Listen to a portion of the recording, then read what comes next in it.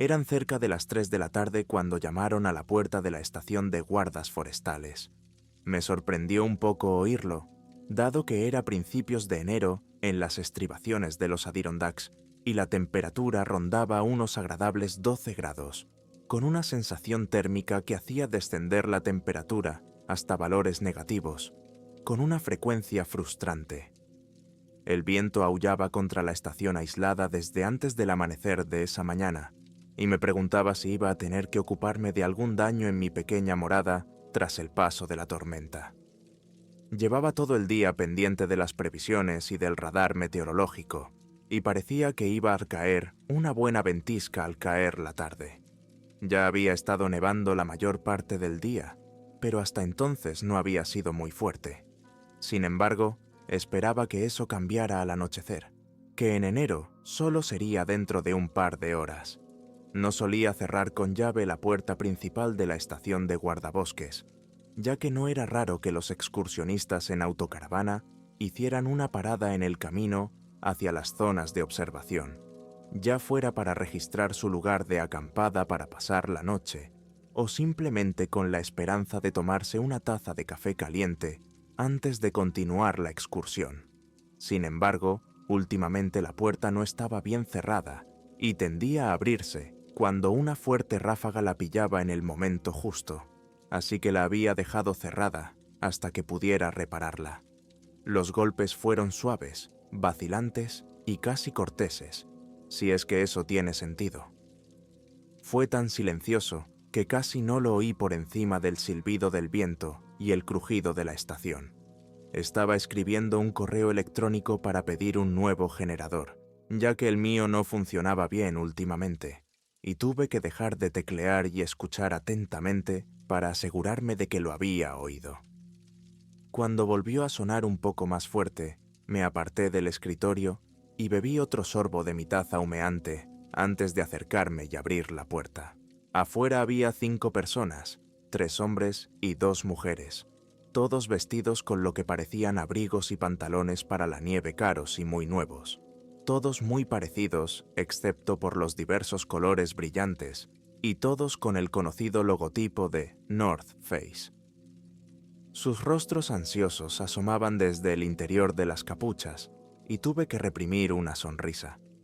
Parecían vestidos para escalar el Everest, no para recorrer los senderos más bajos de los Adirondacks. Probablemente eran turistas europeos y era la primera vez que veían este tiempo. Pensé que era algo bastante común. Gente de todo el mundo venía a visitar estas montañas para disfrutar de toda la belleza natural que podemos ofrecer. No me disgustaba que no estuvieras acostumbrado al clima impredecible del invierno. Podía pillarte por sorpresa y volverse peligroso enseguida. «Hola», dije alegremente, retrocediendo hasta la puerta y haciéndoles señas para que entraran. «Vengan a resguardarse de la nieve y a calentarse junto al fuego». El hombre que había llamado a la puerta se giró hacia sus compañeros, dijo algo en español y luego se volvió hacia mí con una amplia sonrisa y asintió con la cabeza. Los demás le siguieron rápidamente, ansiosos por resguardarse del viento helado que soplaba con fuerza en el exterior. En cuanto estuvieron todos dentro, volví a cerrar la puerta y eché el cerrojo para asegurarme de que no se abriera. «Gracias, señor». «Soy Martin», dijo el hombre, quitándose la capucha y abriendo la cremallera de su abrigo acolchado. Señaló a los demás. «Estos son Lucas, Diego, Sofía y Triana». Saludé a cada uno con una inclinación de cabeza. Martín continuó con una sonrisa. «Hace mucho frío. Venimos de España a visitar EEU, para ver vuestras preciosas montañas y disfrutar del hermoso paisaje, pero parece que se avecina una tormenta y tememos que haya mucha nieve. Por desgracia, no estamos preparados para eso». Asentí con la cabeza, dándole una palmada en el hombro mientras pasaba junto a él, y abría la puerta que conducía a la sala del refugio, metiendo la mano y encendiendo las luces. «Eso es cierto, amigo mío. Me temo que esta noche nos espera una ventisca», dije. «Mal momento para un paseo invernal por las montañas. Afortunadamente, tenemos suficiente espacio para que usted y sus amigos se sientan como en casa y esperen a que pase la tormenta. Mi nombre es Jackson Turner, Ranger. Hay café en la mesa. Aquí hay literas y una cómoda zona para sentarse. Cuando el grupo se quedó mirándome sin comprender por un momento, tuve la sensación de que había perdido a la mayoría en algún punto del camino. En lugar de eso, les ofrecí la sonrisa más amable que tenía y les indiqué la habitación. Todos sonrieron y asintieron con la cabeza mientras pasaban a mi lado. Dejaban sus mochilas en las literas y empezaban a quitarse el equipo para el frío. Me aseguré de que todos tuvieran algo caliente para beber y de que entendieran que podían quedarse hasta que mejorara el tiempo antes de volver a mi mesa. Todos parecían muy agradables y agradecidos por mi ayuda, y se alejaron de mis pensamientos mientras yo continuaba con mi trabajo. Pasó otra hora antes de que llamaran a la puerta por segunda vez. Una llamada lenta y extrañamente arrítmica, casi un staccato, algo inestable y no tan tímida como la de mis otros invitados. Suspiré pesadamente y me enderecé, dando la vuelta al mostrador y volviendo a la puerta. Hacía una semana o más que no recibía visitas en el puesto de guardabosques, y ahora entraban a raudales como si esto fuera un Holiday Inn Express o algo así. Abrí la puerta de un tirón y volví a esbozar mi sonrisa oficial de bienvenida. En el umbral de la puerta, con los hombros y la cabeza cubiertos por una capa de nieve helada, había un hombre de mi estatura, aproximadamente 1,80 m. A diferencia de los demás, no iba vestido con ropa elegante de colores coordinados para el frío, sino que llevaba una combinación de prendas desparejadas, como si hubiera saqueado el cubo de las gangas de una tienda de expediciones de segunda mano. Sus pantalones eran de nylon acolchado azul y parecían más caros, aunque no le quedaban muy bien, pero su abrigo estaba forrado de piel y parecía hecho de lana acolchada sobre una vieja chaqueta de vellón. Sus botas parecían nuevas y no demasiado abrigadas, algo más apropiado para una excursión veraniega que para un invierno en la montaña, pensé. «Hola», dije con toda la calidez que pude, haciéndole señas para que entrara. «Ven, sal de la nieve». No dijo nada, pero hizo un leve gesto con la cabeza al pasar junto a mí. Lo seguía un fuerte olor corporal a almizcle, y me pregunté si sería uno de esos ermitaños solitarios de los que había oído rumores y que vivían aquí solos en una choza improvisada. Cerré la puerta con llave y me volví hacia el hombre. Ya se había fijado en la sala de literas de la izquierda, donde se estaban acomodando los españoles, así que entró y se sentó en una de las literas vacías de la esquina trasera de la sala. No se quitó el abrigo ni saludó a los demás, y observé con cierta curiosidad que no llevaba ningún tipo de mochila, lo que me hizo preguntarme si vivía cerca, en alguna cabaña aislada. Pude ver que los demás sonreían y le hacían cumplidos, pero él se quedó sentado, con los ojos oscuros observando tranquilamente la actividad sin decir una sola palabra. Había un leve atisbo de sonrisa en sus labios, incongruente y en cierto modo desconcertante. Solo tardaron unos instantes en abandonar sus intentos de incluirlo en la conversación y volverse a su propio grupo, hablando en voz baja en español entre ellos. Por un momento me pregunté si estaría en estado de shock. La temperatura estaba bajando rápidamente y ya hacía demasiado frío para la ropa que llevaba. Consideré la posibilidad de echarle un vistazo para asegurarme de que no tenía congelaciones ni signos de hipotermia, pero algo en él me decía que quizá no agradecería tanto mi atención. Me quedé un momento en la puerta de la sala de literas, observando la escena. Algo en el recién llegado me parecía extraño. No podía precisarlo, pero la forma en que se movía, su falta de comunicación, el modo en que estaba sentado, inmóvil en la litera de la esquina, me parecían extraños. También había algo más, algo que no podía precisar, algo que cosquilleaba en el fondo de mi conciencia, más por instinto que por pensamiento coherente. Esperaba que el hombre tardara unos minutos en calentarse y luego volviera a ponerse en camino. Al volver mi atención hacia los demás, me di cuenta de que también ellos debían de encontrar algo raro en él, ya que inconscientemente todos se agruparon en torno al extremo de la mesa más alejado de él y hablaban en voz más baja que antes, más apagada. Periódicamente lanzaban miradas rápidas e incómodas en su dirección, pero nunca más que breves instantes, como si se aseguraran de que no se había movido y seguía sentado allí. También noté, curiosamente, que ninguno de ellos se sentaba de espaldas al hombre, probablemente también inconscientemente. Estaba a punto de acercarme a hablar con él para quitarme esa extraña sensación de la cabeza cuando apareció Martín, con el ceño fruncido. «Señor, mis amigos y yo estamos preocupados por los otros campistas», dijo. Me llamó la atención. Hoy no había ningún campista registrado. ¿Era el recién llegado uno de ellos? Tal vez tuvieran problemas. «¿Qué campistas?», pregunté frunciendo el ceño. Señaló vagamente hacia el norte. Pasamos por su campamento de camino al punto de observación antes de que el tiempo nos devolviera aquí, a medio kilómetro por el sendero, en un claro junto a un pequeño arroyo, dijo. Echó una rápida mirada por encima del hombro al extraño sentado en un rincón. Ahí estaba otra vez, pensé. La misma inquietud. Martín continuó. Eran 3, 2 hombres y una mujer.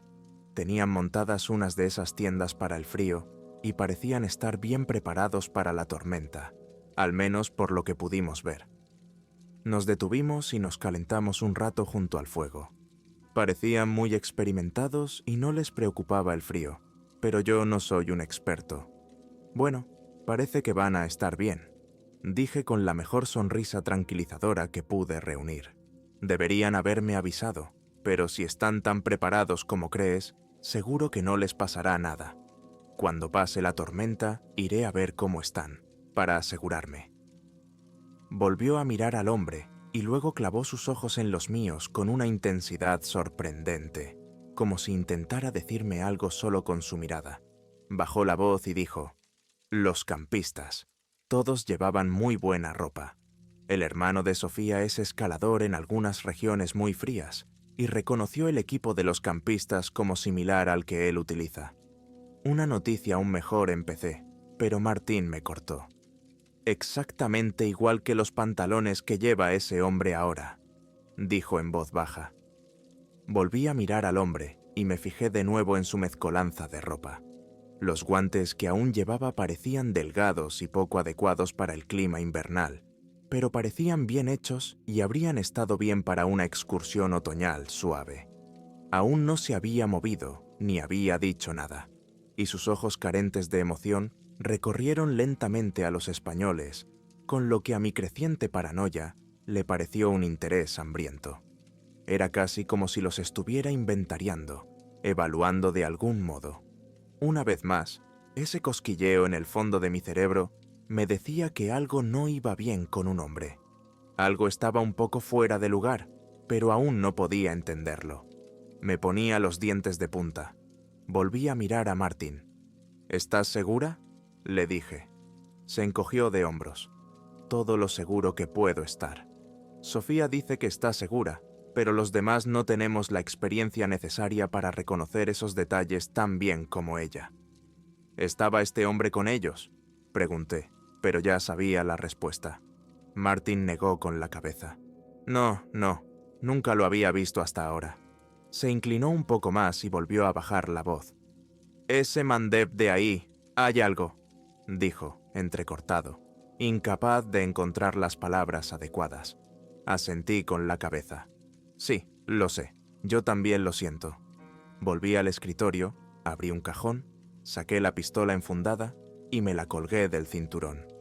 Me metí el cargador de repuesto en el bolsillo, cogí mi pesada chaqueta de un gancho cercano y me saqué el gorro de piel por encima de las orejas. Martín me siguió, observando con interés. Miré por encima del hombro, asegurándome de que estábamos fuera del alcance visual y auditivo de la litera. «Ron, voy a echar un vistazo al campamento. ¿Has manejado alguna vez la escopeta?», le pregunté. Asintió con la cabeza. Cazo faisanes con mis primos todos los años. Tengo muy buena puntería. Bien, dije. Esa puerta junto a mi escritorio es mi habitación. Dentro encontrarás una escopeta del calibre 12, cargada pero sin recámara, por si la necesitas. Me entretuve. Se limitó a agachar la cabeza en silencio. Volveré dentro de 1 hora. De acuerdo. Conozco el lugar del que hablas. Manténlo aquí hasta que vuelva. Pero no hagas nada si no es necesario, dije, cerrándome el abrigo y asegurándome de que la cremallera que cubría mi funda estaba abierta y accesible. Ten cuidado, Jackson Turner, dijo. Siento algo de oscuridad en el aire. Asentí con los labios apretados antes de abrir la puerta y salir al viento. El frío helado me golpeó de inmediato, atravesando mis pesados pantalones y abriéndose paso por cada pequeña abertura de mi ropa. El viento era constante y aullaba en mis oídos. La nieve a lo largo del sendero apenas llegaba a los tobillos, pero tiraba de mis botas a cada paso, ralentizando mi avance. La zona que Martin había descrito era uno de los pocos campings señalizados de esta parte del sendero, y aunque no era estrictamente necesario que los campistas se registraran antes de instalarse, sí que se les animaba a hacerlo. En lo más profundo del bosque, a 32 kilómetros de la ciudad más cercana, el único salvavidas que tenían los campistas eran los guardabosques. Si algo salía mal, el hecho de haberse registrado en un puesto de guardabosques local podía significar la diferencia entre la vida y la muerte.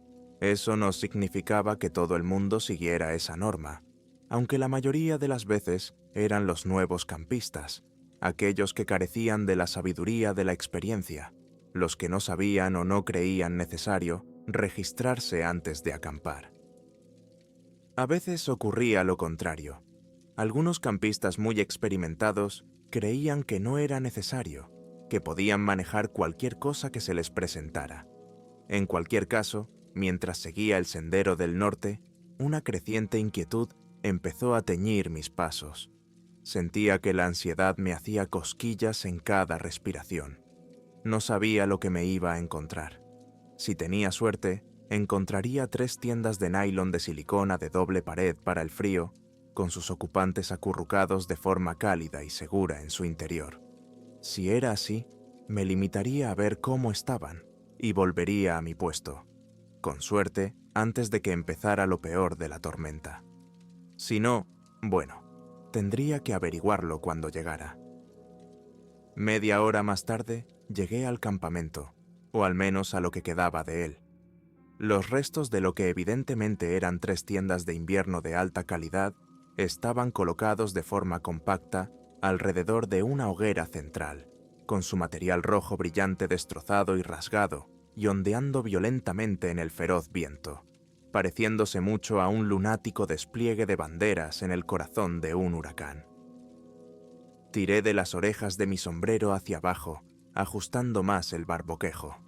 «¡Hola!», grité, esforzándome por hacer que mi voz se elevara por encima del viento. Incluso con toda mi fuerza, seguía sonando patéticamente impotente en el rugido de la tormenta que se avecinaba. ¿Hay alguien aquí? Esperé un largo rato, pero no oía nada más que la ráfaga de viento y el chasquido como un látigo de la tela de nylon. El campamento tenía todas las características de un ataque de oso, excepto que yo no había visto un oso en meses, y nunca hemos tenido un ataque de oso en esta zona que yo haya oído hablar. No era como el bosque del oeste. No teníamos osos pardos aquí. Osos negros, sí, pero eran más pequeños y ni de lejos tan agresivos como los grandes pardos. Claro que podían ser peligrosos, sobre todo si se asustaban o se sentían amenazados, pero no cazaban activamente a los humanos. Avancé unos pasos más hacia el campamento, desenfundé el arma y la mantuve en posición baja mientras realizaba una rápida inspección visual de las tiendas. Rápida inspección visual de las tiendas. No había nada. No había señales de cuerpos, sangre, lucha, nada en absoluto.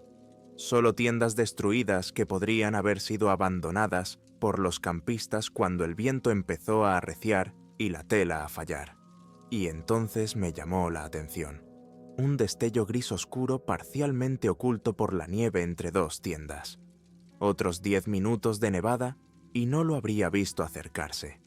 Golpeé el bulto de tela congelada, volcándolo, antes de recogerlo con la mano libre, manteniendo el arma preparada.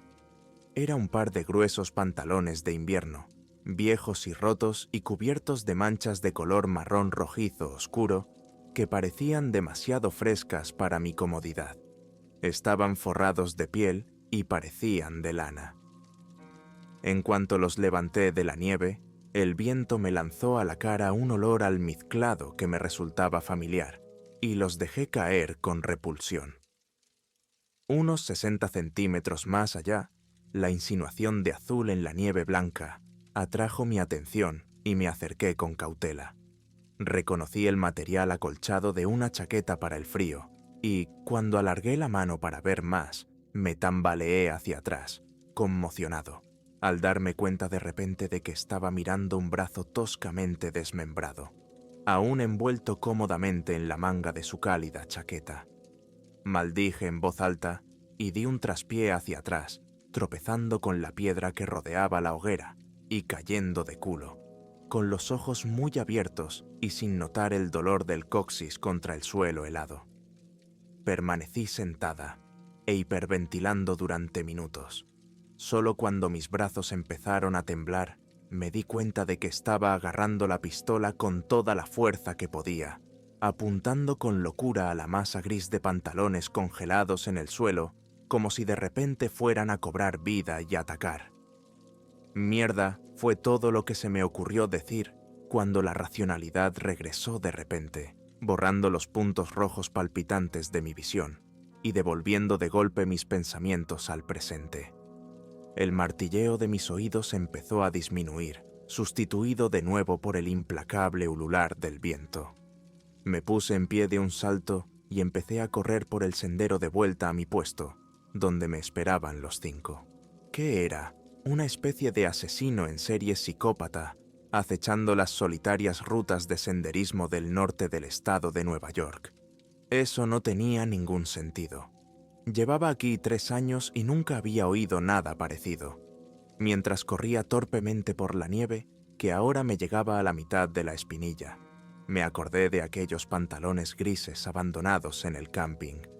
Estaban destrozados, no solo rotos y rasgados por el paso del tiempo y el uso. Había sido algo violento lo que había causado el daño, y la mancha de sangre parecía dar crédito a esa teoría. Así que, fuera lo que había ocurrido, el desconocido había decidido sustituir sus pantalones dañados y manchados por los de sus víctimas. Y entonces pensé en que ninguna de sus ropas hacía juego y en que sus botas y guantes ni siquiera eran adecuados para el clima invernal. ¿Cuánto tiempo llevaba así? 20 minutos más tarde, las tenues luces amarillas de las ventanas de mi estación aparecieron de repente de entre las condiciones de casi whiteout que me habían invadido. Con la llegada total de la tormenta, la temperatura había bajado aún más, y me asombraba de haber podido mantener mi ritmo el tiempo suficiente para llegar de vuelta. Impulsado por la adrenalina y el miedo, me detuve ante mi puesto, notando inmediatamente cómo la puerta principal colgaba abierta. Mi mente me instó a seguir adelante, pero tuve que tomarme unos instantes para recuperar el aliento antes de entrar. No entendía por qué la puerta solo estaba abierta unos dedos de ancho. Si no hubiera estado cerrada, la primera ráfaga de viento la habría abierto del todo. Pero lo que más ocupaba mis pensamientos era lo que implicaba esa puerta abierta. Nadie en su sano juicio se habría sentado en la estación mientras el viento helado y la nieve entraban por la puerta. Dejé a un lado ese pensamiento y me acerqué lo más sigilosamente posible a la puerta, empujándola con suavidad al principio y luego con más fuerza al notar cierta resistencia.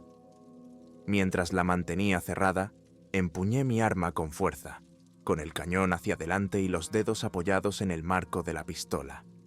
La puerta cedió poco a poco y empujó hacia adentro lo suficiente para que pudiera deslizarme por el hueco. Nada más entrar, me encontré en el centro de una pesadilla. Un cuerpo yacía detrás de la puerta y había servido de barricada. Solo pude saber que se trataba de una de las mujeres por la delicada forma del cuerpo. La cabeza y la parte superior del torso habían sido salvajemente mutilados, la piel y el cuero cabelludo arrancados del blanco rojo del cráneo. La sangre manchaba casi todas las superficies a mi alrededor, caliente y apestosa a cobre, y fui consciente de un húmedo sonido de desgarro que emanaba de la litera ron.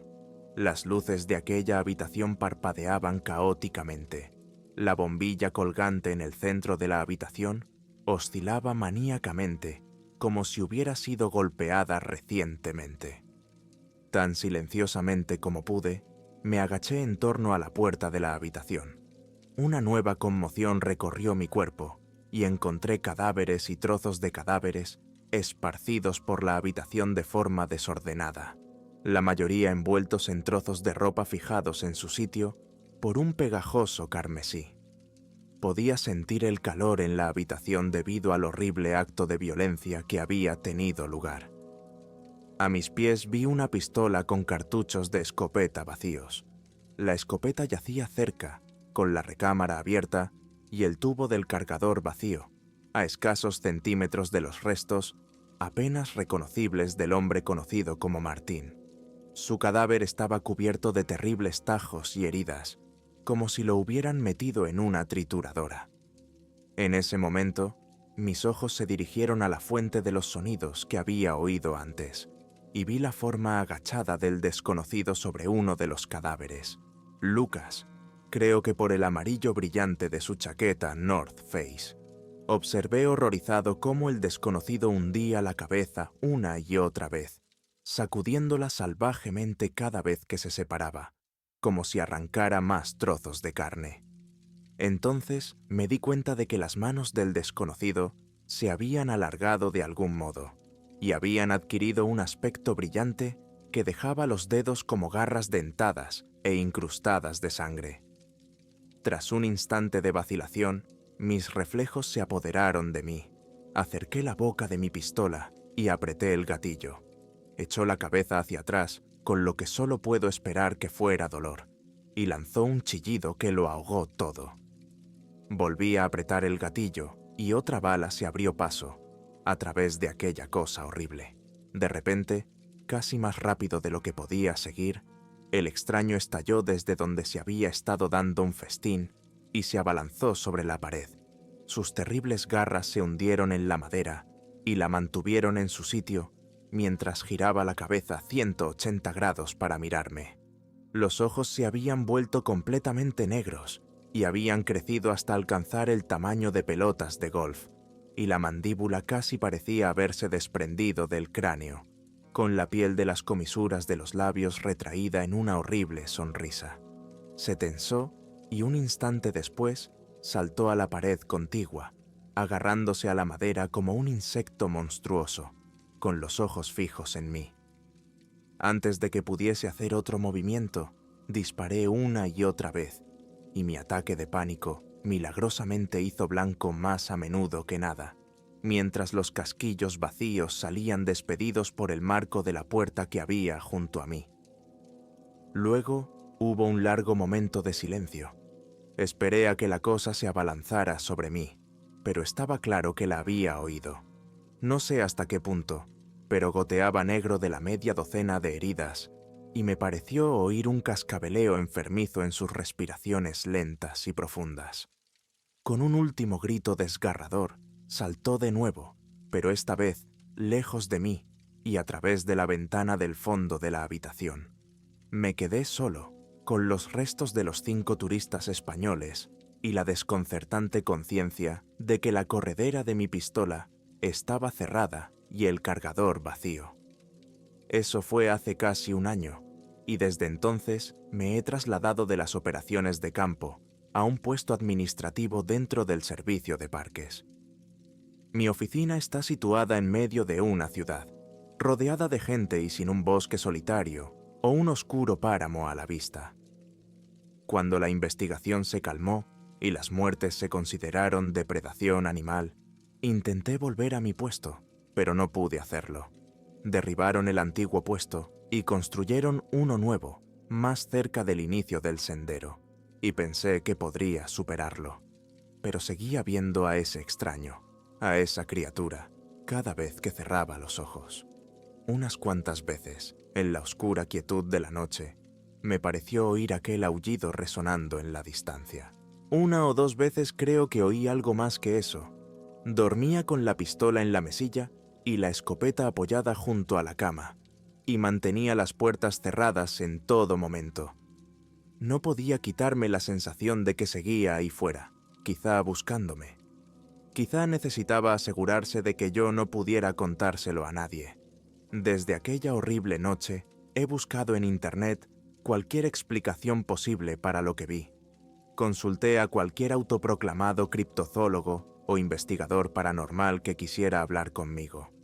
Pero nadie tenía explicaciones racionales más allá de los cuentos de hadas y las leyendas urbanas, e invariablemente me quedé con tantas preguntas como con las que empecé. Y entonces un día me topé con un artículo que lo cambió todo para mí. Era un artículo escrito sobre algo llamado el Uncanny Valley. Al principio, casi lo pasé por alto, ya que parecía referirse sobre todo a robots y gráficos por ordenador y a cómo la gente se siente cada vez más incómoda cuanto más realistas parecen los humanos. Pero entonces leí una teoría sobre por qué la gente puede reaccionar así y cómo puede ser un artefacto evolutivo que queda en los rincones oscuros de nuestros cerebros reptiles, sobre cómo en algún momento de nuestra lejana historia racial compartida pudo haber depredadores que casi parecían humanos.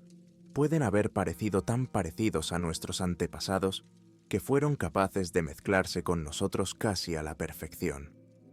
Según esta teoría, los humanos primitivos podrían haber desarrollado un agudo sentido del reconocimiento facial como mecanismo de supervivencia. Es posible que se transmitiera a través de memorias genéticas, desvaneciéndose un poco con cada generación, hasta la actualidad, en que existía como poco más que una advertencia instintiva. Cuando mirábamos a alguien que no estaba del todo bien, alguien que parecía casi normal, pero quizás con la más mínima imperfección que le hacía parecer un poco equivocado. Alguien a quien nuestro instinto nos decía que no pertenecía. Alguien que en realidad no era uno de los nuestros. Me pregunto si estas cosas han estado con nosotros todo el tiempo, escondidas entre nosotros. Ayer, de camino a la oficina, vi a una joven sentada sola en la parte trasera de un vagón de metro. Aunque estaba abarrotado, los asientos de al lado estaban vacíos, y me di cuenta de que los demás viajeros parecían evitarla. No creo que nadie se diera cuenta, pero la gente la miraba con inquietud. No había nada abiertamente fuera de lugar en ella, y podría haber sido casualidad que nadie se hubiera sentado a su lado, pero no podía quitarme la sensación de que algo no encajaba.